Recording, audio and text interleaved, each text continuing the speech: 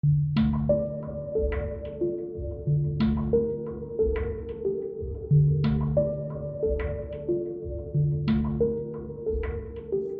to the Underclass Podcast with Austin Picard.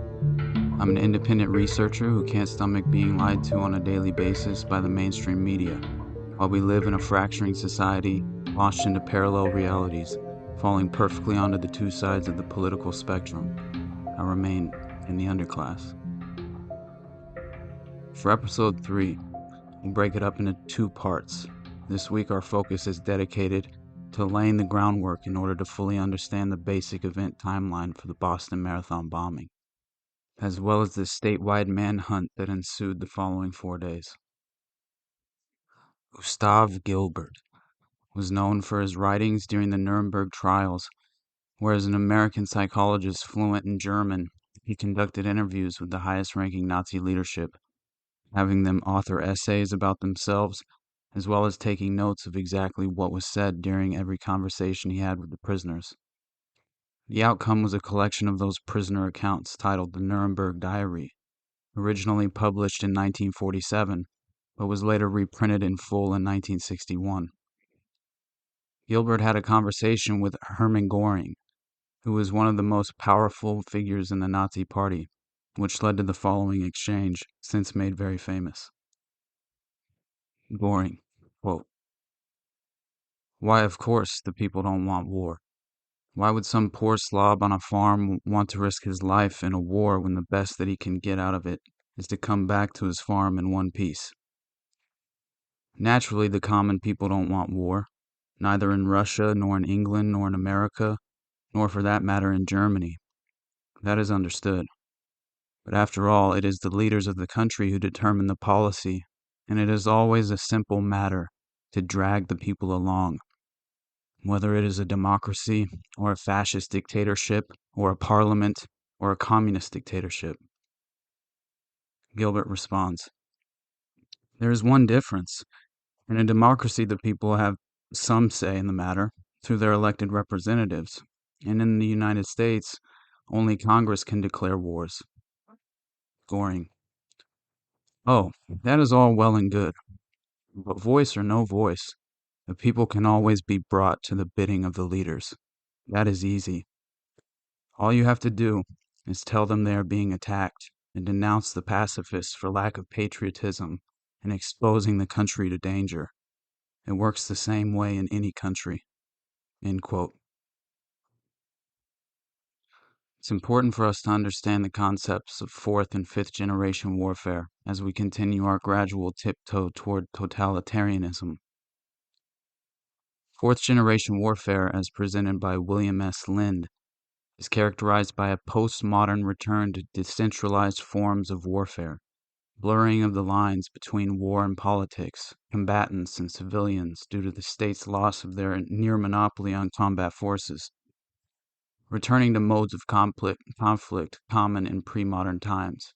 Guerrilla groups, private military contractors, and paramilitary organizations play a prominent role in fourth-generation warfare.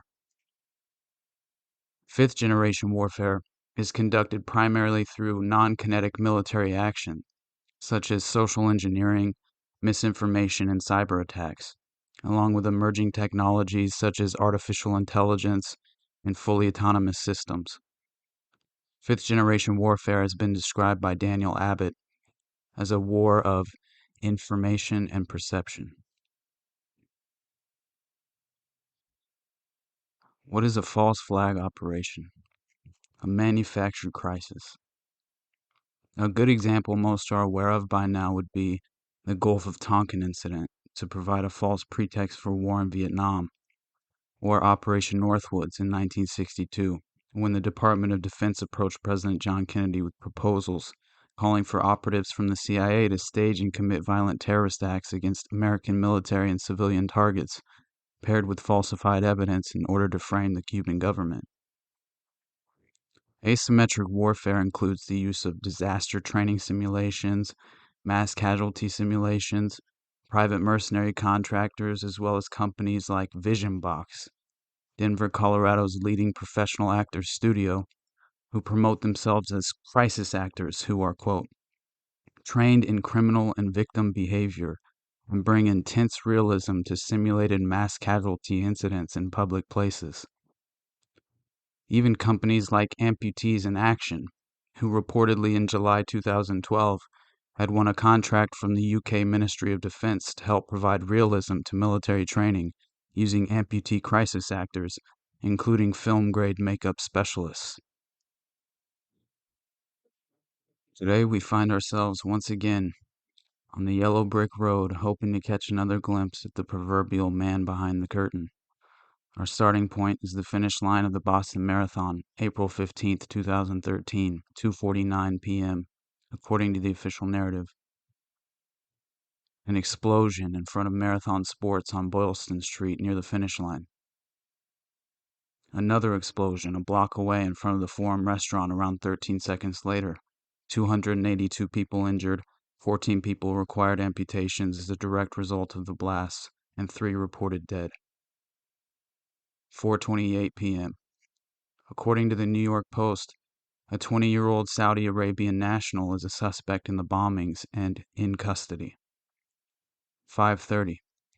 NBC News reports the Boston Police Department is guarding a man in a hospital who is a possible suspect. April 16th.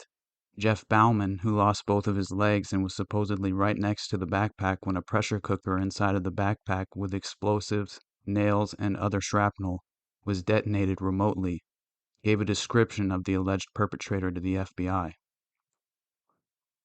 April 17th. CNN makes false reports of an arrest made. The FBI and Boston Police Department are forced to make an official statement denying said report. April 18th. The New York Post runs a front-page photo and wrongly incriminates 2 random men from Morocco who happened to be at the bombing that day with backpacks on. 5 p.m., April 18th. Photos of the actual suspects were released by the FBI, urging the public to help identify the perpetrators. 2 brothers.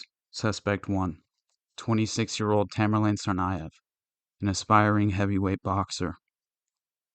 Suspect 2, 19-year-old Zahar Tsarnaev, student at University of Massachusetts Dartmouth, attending on scholarship awarded to him by the city of Cambridge.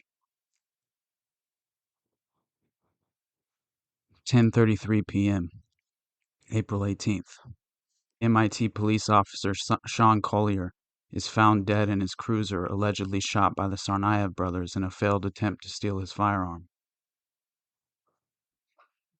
April 19th, 12:15 a.m.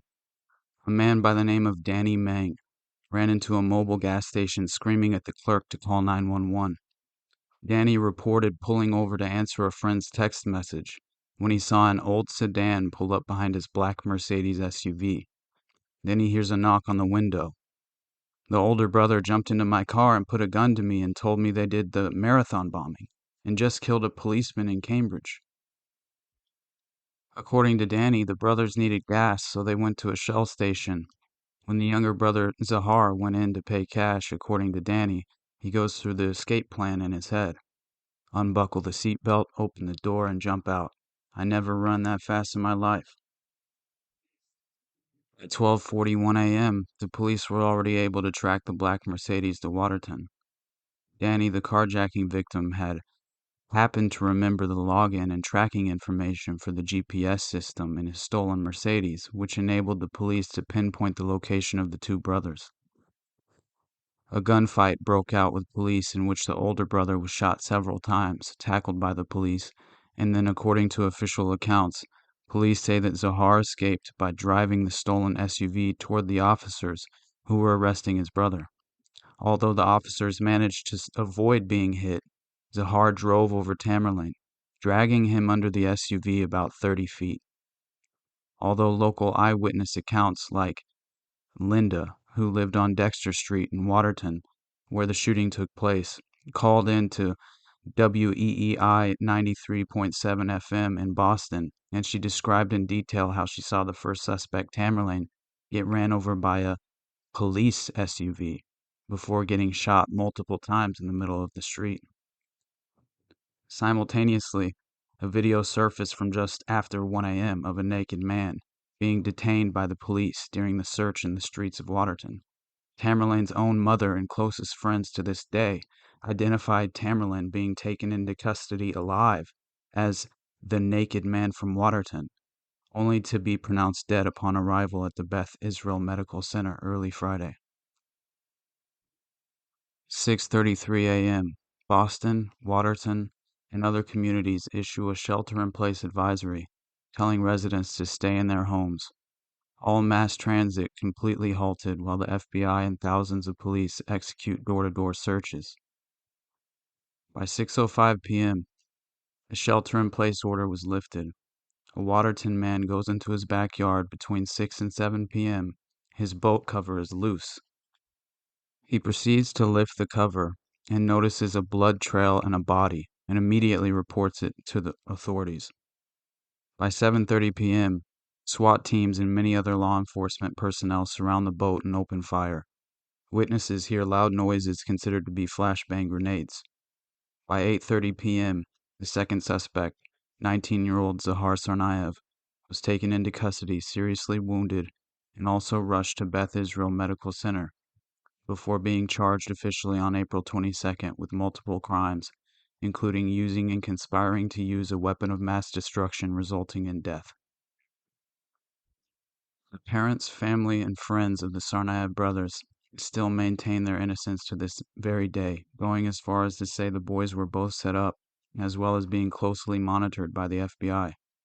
In a series of Channel 4 News interviews, a British public broadcasting service, who were one of the only prominent media organizations willing to allow coverage of the family, Zubadet Tsarnaeva, mother of the two brothers, claimed she knew the FBI was monitoring them because they had visited her home at least 2 or 3 times leading up to the bombing, and had also been in touch with Tamerlane over the phone. The father, Anzor Tsarnaev, also said, quote, "A year and a half ago, around 2011, they came to our home, 2 young people from Boston. They said they wanted to talk to my son. They came in. We sat down in the kitchen, them and us. They said, 'We're doing preventative work. We check out all the young people,' they said. 'How they live, what they do, what intentions are for the future.' They also said that here in Boston, we don't want our children to be blown up in the streets. That's their words. We want our children to be safe," they said. Anzor continued to repeat the claim that Tamerlane had called his mother a few days after the event and told her that a U.S. security agent had called him and said he was suspected of carrying out the bombing. Watching the statements of the family immediately flooded my mind with doubts of the official narrative. I probed deeper into the history of the family, where they were originally from, when they migrated, and then I stumbled onto Uncle Ruslan Tsarnaev, the only member of the family who did not defend the boys in any way, yet surprisingly received the most media attention directly after the event. During the ongoing manhunt for the younger brother, he was in his home being interviewed by the FBI when media arrived outside, and he says directly to the camera, "Zahar, if you're alive, turn yourself in and ask for forgiveness," as well as claiming, "Of course we're ashamed, they're children of my brother." Further investigation into Uncle Ruslan led me down a very strange, unexpected path. According to an article written by William Engdahl for the Voltaire Network in Frankfurt, Germany, May 20th, 2013, Ruslan Tsarnaev, who changed his name to Ruslan Tsarny, lives in a posh Washington, D.C. suburb of Bethesda, Maryland. He has worked in the past for companies tied to Dick Cheney's Halliburton, as well as a consultant in Kazakhstan with the State Department's USAID, which has been identified and confirmed as a CIA front operation. Take it all in. The two brothers, Tamerlane and Zahar Tsarnaev, accused of being responsible for the Boston Marathon bombings, had an uncle, the same uncle who agreed to bury the remains of the one dead brother. This uncle was married to the daughter of Graham Fuller, also known as the Godfather of Al-Qaeda, one of the most important CIA architects of using Islamic jihadist terrorists against the USSR during and after the Cold War. all throughout Central Asia, including Chechnya and Kazakhstan. Coincidence? In April 2002, Tsarnaev parents and younger brother Zahar went to the U.S. on a 90-day tourist visa, afterward applying for asylum. During this time, Tamerlane was left in the care of Uncle Ruslan in Kyrgyzstan and arrived in the U.S. around 2 years later. Before we make the transition back to the events that unfolded at the finish line, we owe it to ourselves to tie off one more loose end. Ibrahim Tarashev was a former amateur boxer and friend of Boston Marathon bomber Tamerlane Tsarnaev. Shortly after the bombings took place, May 22, 2013, he was interviewed for over 5 hours at his apartment in Orlando, Florida, by 2 Massachusetts state troopers, 1 member of the Joint Terrorism Task Force, and 1 FBI agent named Aaron McFarland. According to law enforcement, he was a person of interest in a triple homicide that took place in Waltham, Massachusetts on September 11, 2011, and was in the middle of implicating himself and Tamerlane in a written confession regarding the murders in the final hours of the private interrogation, when he supposedly knocked over a table and then attacked one of the state troopers with a pole. He was shot 3 times and then staggered backward before attempting to attack them again with the same metal pole, and was subsequently shot 4 more times, including a direct shot point blank to the back of the head. The police changed their story multiple times, from Tarashev originally swinging the metal pole to him swinging a sword. They then changed it from a sword to a broomstick, until finally changing the weapon one last time from a broomstick to a knife. According to latest reports, the 2 state troopers had left the room a short time before the killing took place. The official story is that FBI agent Aaron McFarland was the one who shot Tarashev all 7 times, and had earned quite the reputation by this time, already being accused of falsifying police reports, lying under oath, aggravated battery, making false arrests, violating the rights of suspects, assault with a weapon, and false imprisonment, while also being the subject of 4 internal investigations and 2 brutality lawsuits. A federal judge dismissed wrongful death claims filed by the parents against the FBI and 2 Massachusetts state troopers. When I read the complete account of Ibrahim Tarashev and his father Abdulbaki Tarashev, I immediately knew this was at the very least a failed attempt at a forced confession turned into an execution. In part 2, next week's episode, we'll be finishing our investigation back where we started, at the finish line of the Boston Marathon. Dedicating the entire episode to covering official eyewitness and victim accounts, as well as delving into detailed speculation of allegations of false flags, fake blood, amputee crisis actors, private mercenary contractors, bomb spotters on rooftops, mismatching backpacks, and manufactured photo opportunities. We should end our episode remembering Zahar Tsarnaev, convicted of 30 counts on April 8, 2015, and sentenced to death on June 24, 2015. His death sentence was vacated on appeal in July 2020, but the U.S. Supreme Court reversed this decision in March 2022.